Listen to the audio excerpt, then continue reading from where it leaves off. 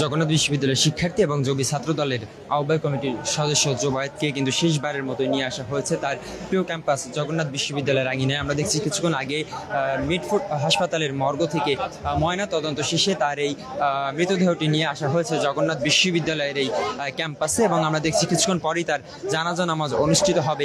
এখানে তার যে সহপাঠী যারা রয়েছেন, যারা দীর্ঘদিন ধরে এই ক্যাম্পাসে আপনজন হয়েছিলেন এই জোবায়েতের, তারা কিন্তু শেষবারের মতো দেখছেন জোবায়েতকে, এবং সবাই কিন্তু জানাজা নামাজের জন্য তড়িঘড়ি করছেন।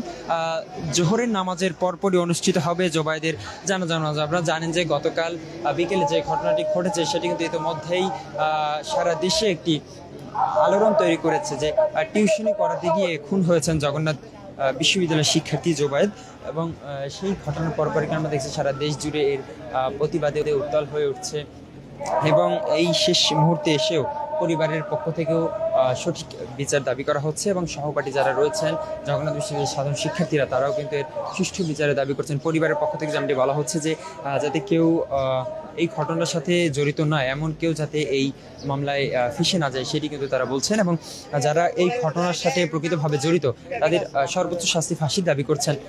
এই যে জোবায়েতের বাবা, তিনি কিছুক্ষণ আগে কিন্তু আমাদের সঙ্গে কথা বলেছেন, এবং আমরা যেমনি দেখছি যে জগন্নাথ বিশ্ববিদ্যালয়ের এই ক্যাম্পাসে শেষবারের মতো নিয়ে আসা হয়েছে জোবায়েতের মৃতদেহ, এবং জানাজা নামাজ শেষে কিন্তু সেটি আবার তার গ্রামের বাড়িতে নিয়ে যাওয়া হবে। তার যে লাশবাহী গাড়িটি রয়েছে, সেই লাশবাহী গাড়ির পিছনে শত শত জগন্নাথ বিশ্ববিদ্যালয়ের শিক্ষার্থীরা কিন্তু কিছু হাঁটছেন, আমরা সেই দৃশ্যটিই দেখছি।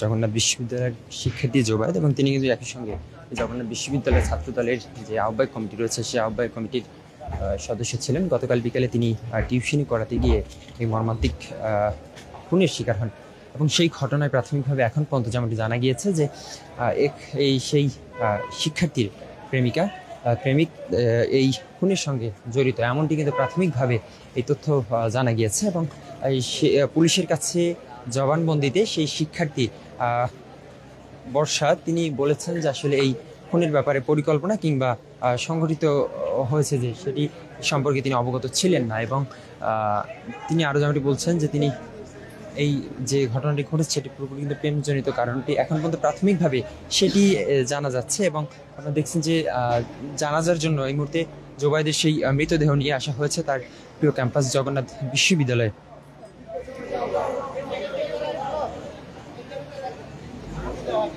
জোবায়েতকে শেষবারের মতো বিদায় দিতে সহপাঠী এবং তার যে শিক্ষার্থী বন্ধু যারা ছিলেন সবাই কিন্তু তাকে বিদায় দেওয়ার জন্য প্রস্তুতি নিচ্ছেন। হয়তো এরপর আর কখনো এই জগন্নাথ বিশ্ববিদ্যালয়ে আর আসবে না জোবায়েত। তার এই মৃতদেহ শেষবারের মতো এসেছে প্রিয় সহপাঠীদের কাছ থেকে বিদায় নিতে। দেখছেন বাংলা নিউজ 24।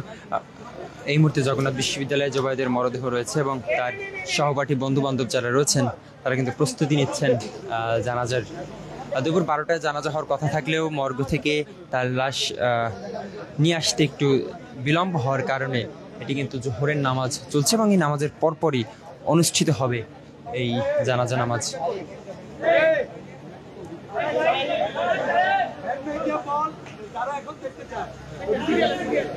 এবং জোবায়েতকে দেখার জন্য কিন্তু লাইন দিয়ে দাঁড়িয়ে আছেন তার শিক্ষার্থী বন্ধু যারা ছিলেন এই জগন্নাথ বিশ্ববিদ্যালয় ক্যাম্পাসে।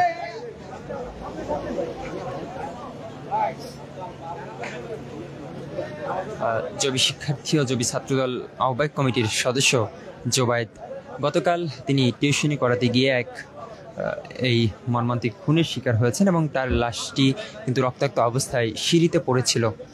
এর পরপরই ঘটনাটি যখন সোশ্যাল মিডিয়ায় চলে আসে তখন কিন্তু সারা দেশের প্রতিবাদ জানানো হয়, দোষীদের অতি দ্রুত গ্রেপ্তারের দাবি তোলা হয় বিভিন্ন মহল থেকে।